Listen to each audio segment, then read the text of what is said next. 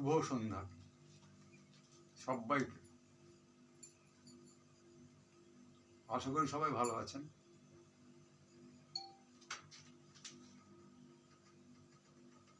মাঝে মাঝে তো কিরকম সব উদ্ভট চিন্তা ভাবনা মাথায় চলে আসে, জানি না এটা বয়সের দোষ কিনা। এই তো যেরকম আজকেই আপনার দুপুরবেলা করে খাওয়া দাওয়া করে একটু শুয়েছিলাম। আমি কিন্তু দুপুরে ঘুমোই না, সেই ছোটবেলা থেকে আমার দুপুরে ঘুম হয় না, মানে ঘুমোই না আর কি। তো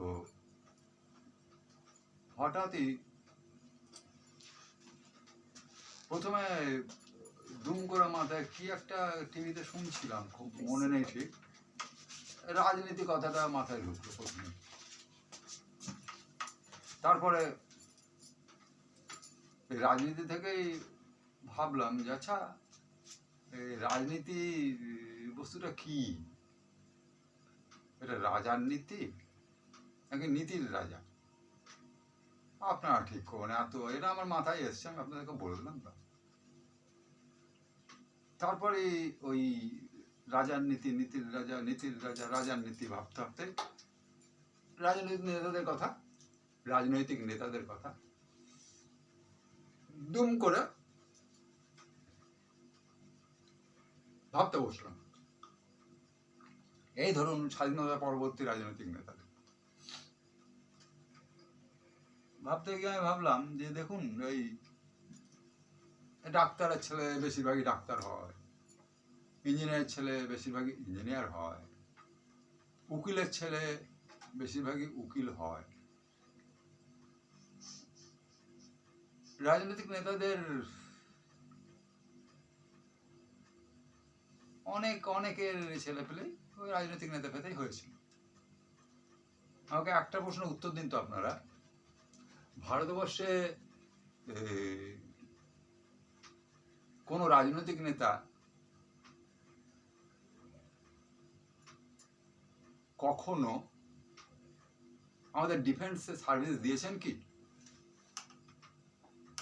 ডিফেন্সে সার্ভিস বলতে আমি আপনার আর্মি, নেভি, এয়ারফোর্স, তারপর বিএসএফ, আরো ইত্যাদি ইত্যাদি, আমি এনাদের কথা বলছি। আবার পাশাপাশি দেখুন, এই রাজনৈতিক নেতাদের ছেলেপিলেরাও কখনো কি কেউ আর্মিতে এসেছেন? যদি না হয় কেন? কেন বলুন? আমি জানি না। এই প্রশ্নগুলো আমার এই বুড়ো বয়সে হঠাৎ হঠাৎ করে মাথায় মারে, ধাক্কা মারে, হাতুড়ি মারে, কি করা যাবে বলুন? তো আবার আমি শুনেছি আমেরিকার আপনার ওই বারাক ওবামাও নাকি আর্মিতে সার্ভিস দিয়েছেন। আব্রাহাম লিঙ্কন, না? হ্যাঁ, আব্রাহাম লিঙ্কনও নিজে তো আর্মি অফিসার ছিলেন। তো মানে শুধু আমাদের দেশ না, পৃথিবীর বেশিরভাগ দেশেতেই কিন্তু দেখা যায় এই রাজনৈতিক নেতারা আর্মিতে শুনতে পায় না সেরকম নাম, জানি না কেন। এরা কি আর্মিতে যেতে ভয় পান? যদি তাই হয় যে তারা আর্মিতে যেতে ভয় পান, তাদের ছেলে মেয়েদের আর্মিতে যোগদান করা থেকে বিরত রাখতে চান, মানে ছেলেমেয়েরা হয়তো চাইছে আর্মি জয়েন করতে কিন্তু তারা বিরত রাখতে চান, তাহলে তারা যে মুখে এত বলেন দেশের জন্য হ্যান করে দেবো, দেশের জন্য ত্যান করে দেবো, দেশের কিছু করতে গেলে আমার বুকের ওপর দিয়ে হাঁটতে হবে, কতটা সত্যি?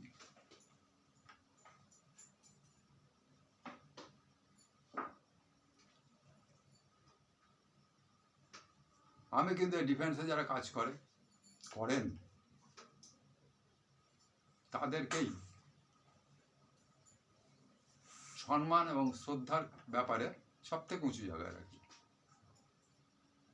যারা দেশের জন্য ফ্রন্টে লড়াই করছেন, যাদের জন্য দেশের সাধারণ মানুষ নিশ্চিন্তে রাতের ঘুম ঘুমোতে পারছে, এবং রাজনৈতিক নেতারাও, বড় বড় ব্যবসায়ীরাও যারা হাজার হাজার কোটি কোটি টাকার মালিক, তারাও।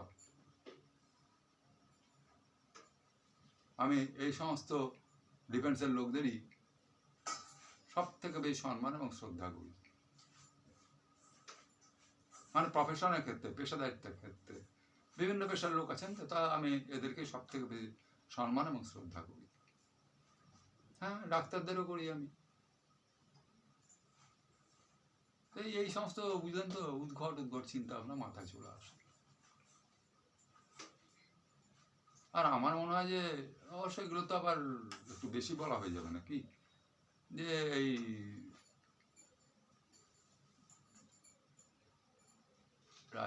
এখন রাজনৈতিক নেতারা পড়াশোনা করছেন, শিক্ষিত হচ্ছেন, ঠিক আছে, কিন্তু এরা এমন রাজনৈতিক নেতাও দেখা যায় বা এখনো আছেন যারা গভর্নমেন্ট অর্ডার পড়তেই পারেন না, তাদেরকে কোনো সরকারি অফিসার সেটা পড়ে বলে বুঝিয়ে দিচ্ছেন। এটা কাম্য নয়, এটা কাম্য নয়। আমার মনে হয় এই ব্যাপারগুলো বর্তমান রাজনৈতিক নেতাদের দেখা উচিত এবং ভাবা উচিত। আর কি বলবো বলুন, মাঝে মাঝে খুব রাগ হয়ে যায় না, অবাক লাগে ভাবতে, কি আমার দেশ। যাকে কিছু মনে করবেন না, কথাগুলো বললাম।